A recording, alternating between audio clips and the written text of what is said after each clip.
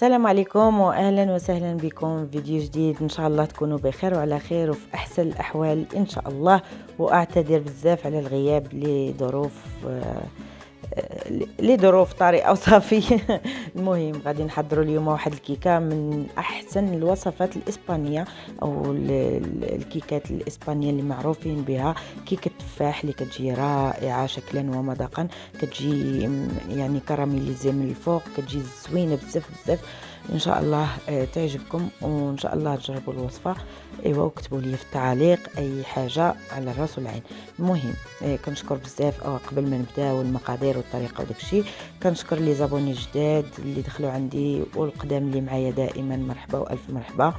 وكنشكركم على التعاليق والتفاعل ديالكم الرائع وكلماتكم الطيبه واللي كتفرحني وكتشجعني وكتخليني دائما متحمس باش ندير لكم الجديد ان شاء الله، واحسن ما عندي نحط لكم باذن الله. يا الله تبقوا لي على خاطركم. غادي نبداو بالمقادير على بركه الله. عندي 3 البيضات، حراره الغرفه، كاس ديال السكر. ممكن نديرو بقياس ديال العنبه، قياس ديال العنبه حتى هو كيكون هو هذاك. عندي 100 غرام ديال الزبده، هي حراره الغرفه حراره المطبخ اللي عجبكم. عندي دانون او الزبادي يكون انا هادشي خرجته من الثلاجه صراحه باش يسخن ليا، باش ياخذ ليا الحراره ديال المطبخ. عندي تفاح.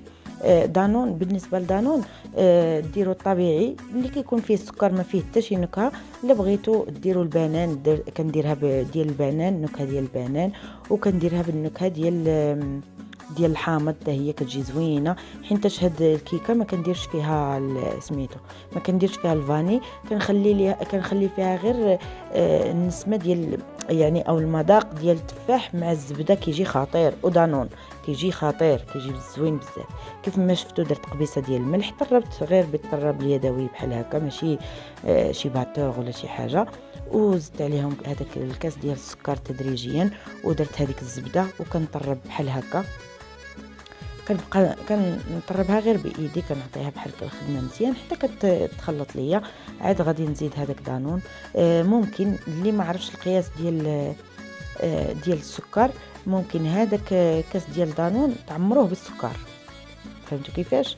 يعني على حسب، انا كنعطيكم اختيارات. اللي ما عندهاش كاس ديال العنبه او ما عرفتش القياس، يعني هذاك الكاس ديال دانون ممكن تعمريه بالسكر، غادي تجيك الحلاوه هي هذه. حيت انايا هذه تقريبا كنديرها يوميا، يعني نهار ايه ونهار لا ولا هذا.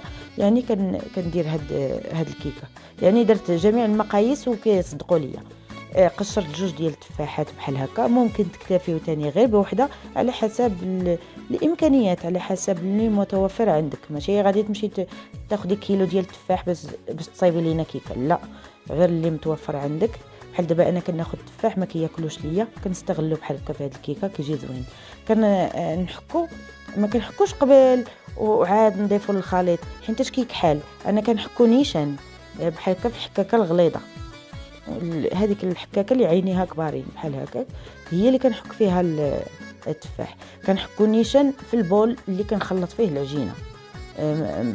لا حكيتو قبل كيكحل ليا، كيتبدل ليه اللون وما كيجيش زوين.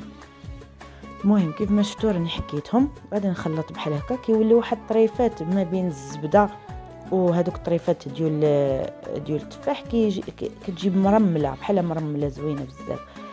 كناخد بالنسبه للناس اللي ساكنين في المغرب 2 ديال الخمارات ديال الزا ولا اللي كان، يعني دابا ما عارفاش شنو كاين في المغرب ديال نوعيات البيكين باودر. الناس اللي في اوروبا غير ساشي واحد ديال 15 غرام كافي. بالنسبه للطحين كيف ما العاده كندير لكم بالمعلقه باش تاخذوا القياس. انا عندي عيني ميزاني، يعني القياس عندي في يدي، كنزيد على حسب نشوف واش ثقيل ما ثقيلش، على حسب داكشي اللي سميتو كندير طحين. ولكن كندير لكم بالمعلقه، حسبوا المعالق راني ما حسبتهمش. ما حسبتش المعالق. المهم كيف ما كتشوفوا درت هاد الكميه.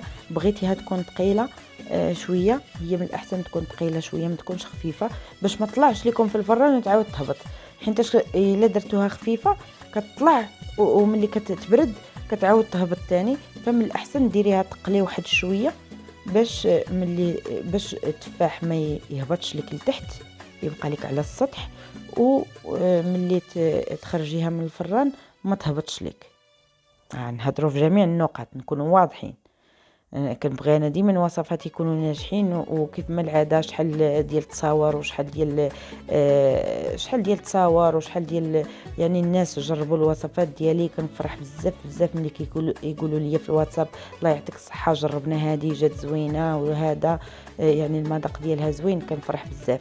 المهم كيف ما كتشوفوا درتها في هذاك المول الطويل بحال هكا اللي كيديروا فيه لي بان دومي او هذاك الخبز ديال الطوست، وكناخذ تفاحه وكنخلي ليها القشره حيناش بانت ليا فيها الحموريه.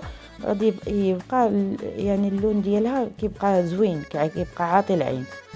ما قشرتهاش داكشي علاش. كناخذ بحال هكا كنستفهم.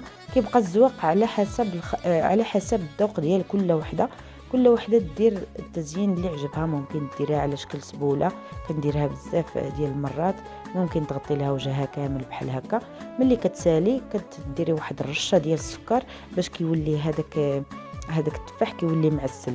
كيولي معسل من الفوق وكيولي هذاك حتى هذاك اللون راه جاي من السكر. هذاك اللون اللي في الوجه ديالها بحال هكا. كيف ما شفتوا راني دوزت الموس من بعد ما خرجتها من الفران. يكون كان ديما كنسخن الفران مزيان، كنسخنو درجه الحراره 180 شاعل الفوق لتحت.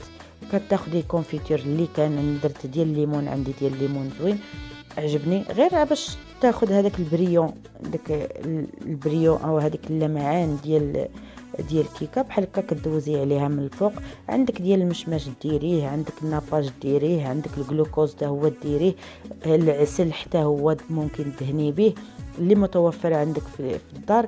ممكن تستعمليه في هاد الكيكه باش كتعطيك هذاك شفتوا كيفاش كتلمع من الفوق. وهذاك الكولور او هذاك اللون ديالها كتكون مقرمله، كتجي بحال معسله من الفوق.